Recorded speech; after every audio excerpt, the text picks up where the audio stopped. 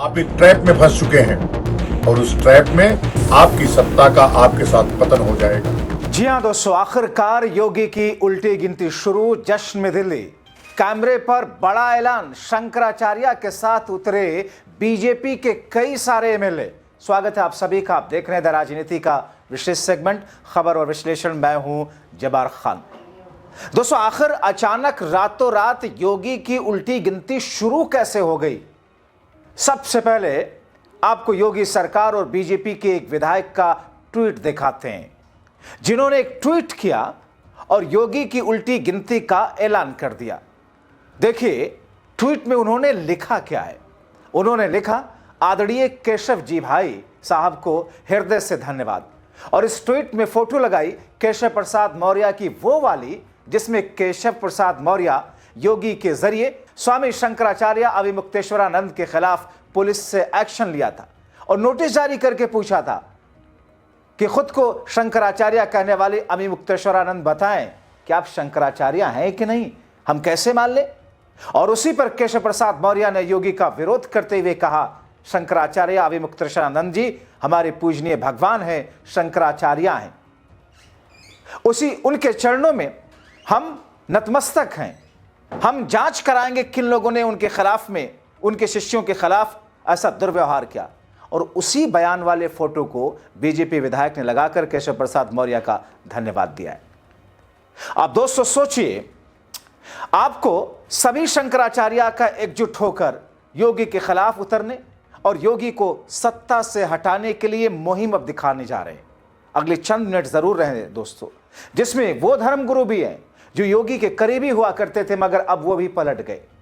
और ये सब देख करके दिल खुश हो रही है।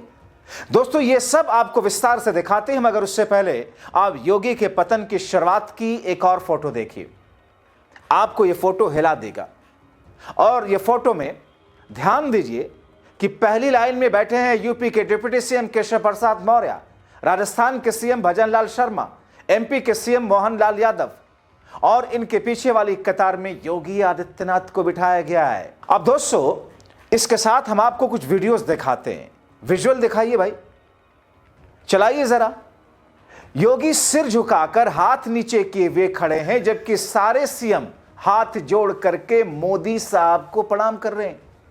यह सब मोदी के कार्यक्रम का है दोस्तों।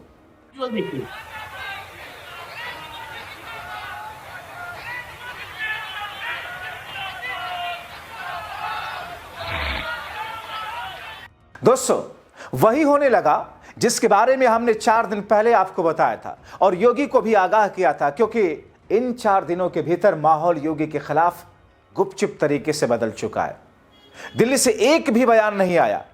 इस पूरे एपिसोड में योगी को हिंदुत्व के खिलाफ विलन बना दिया गया। दिल्ली खामोशी से देख रही है। लखनऊ दिल्ली की पहले से चली आ रही लड़ाई में दिल्ली की मंशा अपने आप पूरी होती दिख रही है।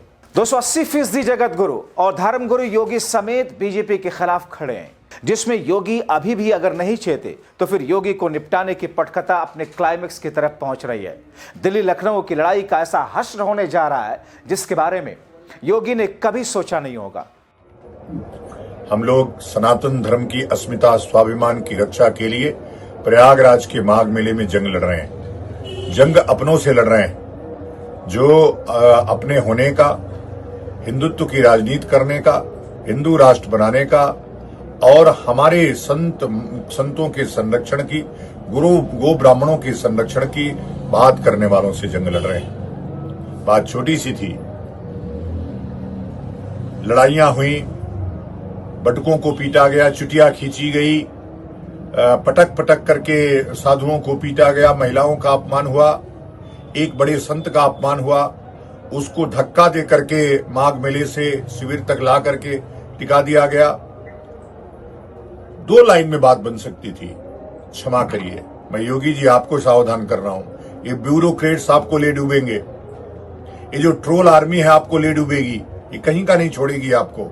लिख लीजिए इसको। यदि अभी भी सावधान नहीं हुए तो ये सब का सब चीज आपका समाप्त होने जा रहा है।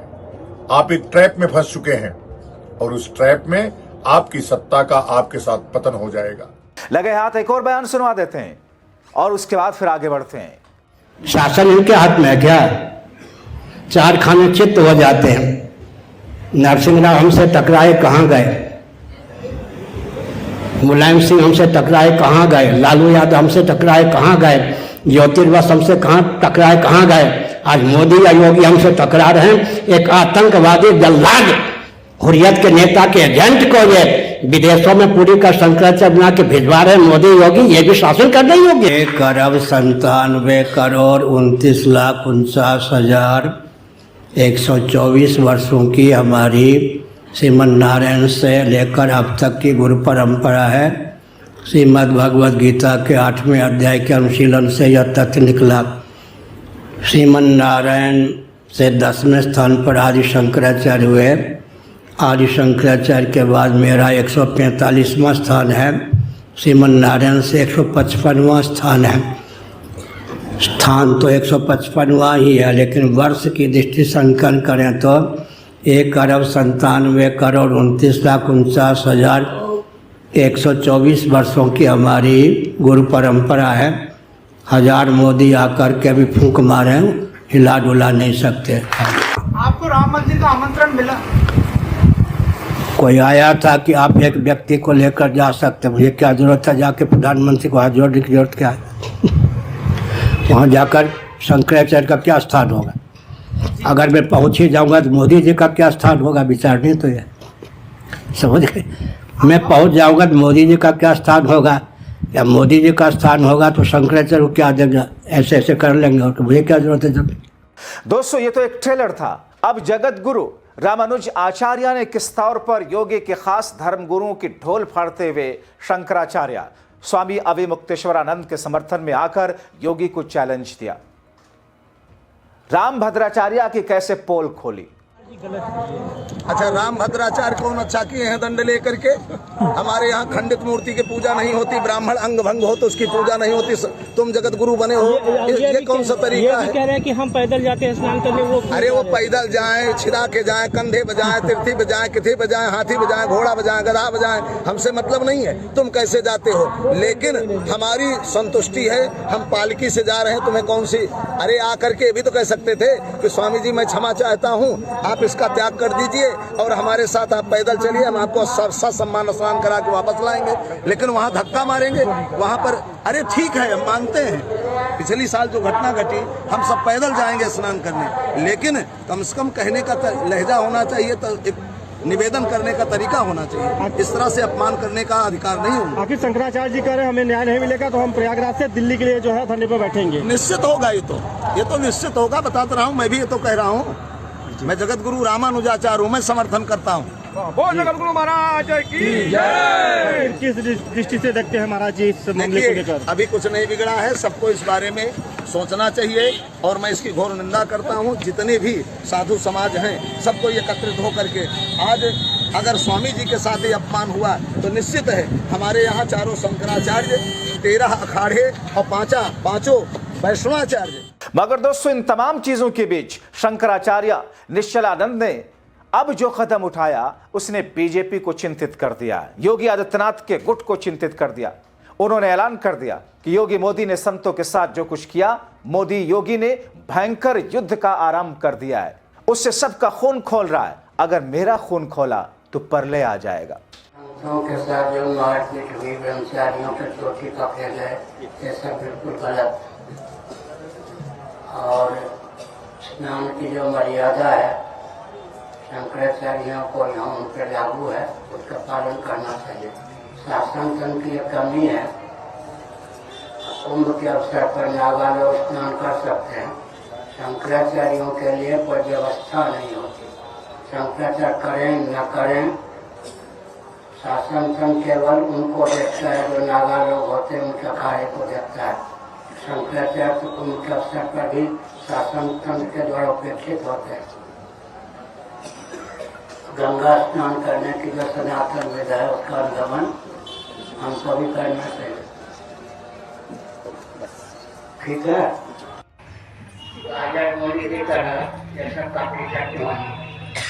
हमारा खून जब तक नहीं खोला है तब तक ये सब सुरक्षित है। जाहिर तौर पर दोस्तों ये वो स्थितियां उत्पन्न हो चुकी हैं 24 जनवरी आते आते जिसकी कल्पना योगी आदित्यनाथ के गुट ने की नहीं होगी। और ये सब कुछ तब हो रहा है जब भारतीय जनता पार्टी और खुद मुख्यमंत्री आदित्यनाथ एक योगी हैं, गेरुआ वस्त्र धारण करते हैं, मगर हिंदुत्व के बिसात पर चुनाव जीतने वाले योगी आदित्यनाथ हिंदुत्व के विलन बना दिए गए। तो क्या योगी का काउंटडाउन शुरू हो चुका है? क्योंकि लड़ाई तो अभी शुरू हुई है। आप क्या सोचते हैं? अपने राय कमेंट बॉक्स में जरूर लिखें। आप एक ट्रैप में फंस चुके हैं और उस ट्रैप में आपकी सत्ता का आपके साथ पतन हो जाएगा।